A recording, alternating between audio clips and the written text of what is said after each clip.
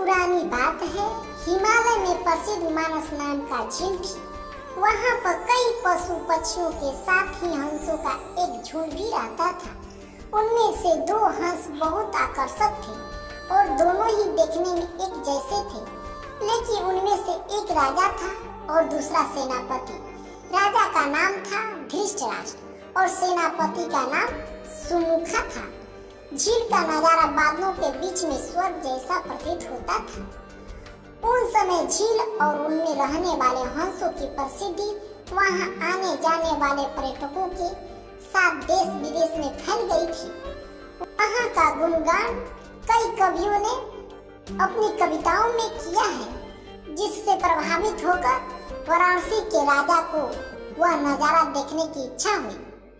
राजा ने अपने राज्य में बिल्कुल वैसे ही झील का निर्माण करवाया और वहां पर कई प्रकार के सुंदर और आकर्षक फूलों के पौधों के साथ ही स्वादिष्ट फलों के पेड़ लगवाए। साथ ही विभिन्न प्रजाति के पशु पक्षियों की देखभाल और उनकी सुरक्षा की व्यवस्था का आदेश भी दिया। वाराणसी का यह सरोवर भी स्वर्ग जैसा सुंदर था, लेकिन राजा के मन में भी उन दोनों हंसों को देखने की इच्छा थी जो मानस सरोवर में रहते थे।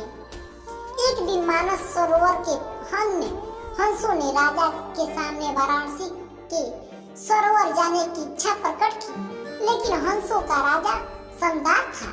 वह जानता था कि अगर वो वहां गए तो राजा उन्हें पकड़ लेगा। उसने सभी हंसों को वाराणसी जाने से मना किया, लेकिन वो नहीं माने। तब राजा और सेनापति के साथ सभी हंस वाराणसी की ओर उड़ चले। जैसे ही हंसों का झुंड उस झील में पहुंचा तो अन्य हंसों को छोड़कर प्रसिद्ध दो हंसों की शोभा देखते ही बनती थी।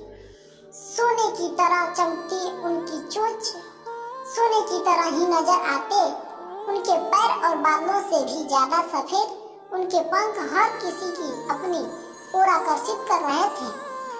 हंसों के पहुंचने की खबर राजा को दी गई। उसने हंसों को पकड़ने की युक्ति सोची और एक रात जब वह सो गए तो उन हंसों को पकड़ने के लिए एक जाल बिछाया।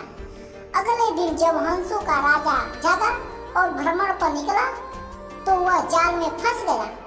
उसने तुरंत ही तेज आवाज में अन्य सभी हंसों को वहां से उड़ने और अपनी जान बचाने के आदेश दिया।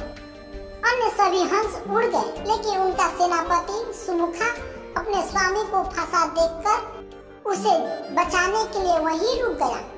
इस बीच हंस को पकड़ने के लिए सैनिक वहां आ गए। उसने देखा कि हंसों का राजा जाल में फंसा हुआ है और दूसरा राजा को बचाने के लिए वहां खड़ा है। हंस की स्वामी भक्ति देखकर सैनिक बहुत प्रभावित हुआ और उसने हंसों के राजा को छोड़ दिया। हंसों का राजा समझदार होने के साथ साथ दूरदर्शी भी था। उसने सोचा कि अगर राजा को पता चलेगा कि सैनिक ने उसे छोड़ दिया है तो राजा इसे जरूर मापदंड देगा। तब उसने सैनिक से कहा कि आप हमें अपने राज्य के पास ले चलें। यह सुनकर सैनिक उन्हें अपने साथ राज्य दरबार में ले गया।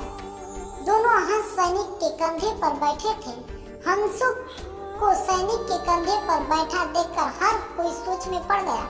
जब राजा ने इस बात का हंस से पूछा तो सैनिक ने सारी बात सच बता दी।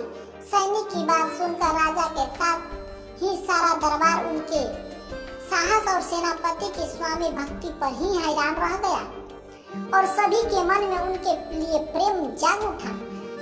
राजा ने सैनिक को माफ कर दिया और दोनों हंसों को आदर के साथ कुछ और दिन ठहरने का निवेदन किया। हंस ने राजा का निवेदन स्वीकार किया और कुछ दिन वहां रुककर वापस मानस झील चले गए। इस कहानी से हमें यही सीख मिलती है कि किसी भी परिस्थिति में हमें अपनों का साथ नहीं छोड़ना चाहिए।